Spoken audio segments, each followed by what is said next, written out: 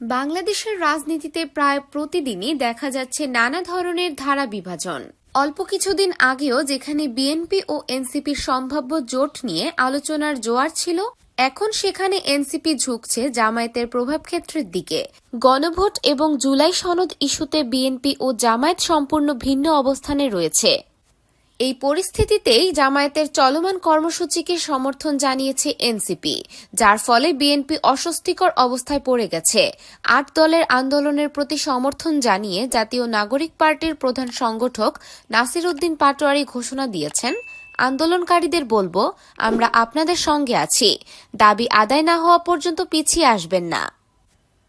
অন্যদিকে এনসিপির সদস্য সচিব আক্তার হোসেন মন্তব্য করেছেন, নির্বাচন পূর্বে জুলাই সনদ না মানা বড় ধরনের অস্থিরতা তৈরি করবে। নির্বাচনের আগে যদি জুলাই সনদ নিয়ে কোনো সমাধান না আসে, তাহলে সেই নির্বাচনের গ্রহণযোগ্যতা নিয়ে প্রশ্ন দেখা দেবে।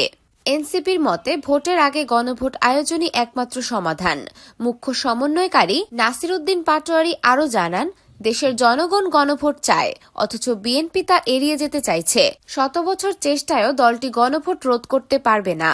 দেশের বিশাল অংশের মানুষের যখন গণভোটের দাবি, সেখানে বিএনপি খুবই দুর্বল অবস্থানে। এত বড় জনচাপের সামনে তারা কিভাবে টিকবে? অতীত থেকে শিক্ষা নিতে না পারলে এনসিপির কিছু করার থাকবে না। সব মিলিয়ে জুলাই সনদ ও গণভোট ইস্যুতে জামায়াতের অবস্থান শক্তিশালী হওয়ায় বিএনপি এখন বেশ কোণঠাসা হয়ে পড়েছে।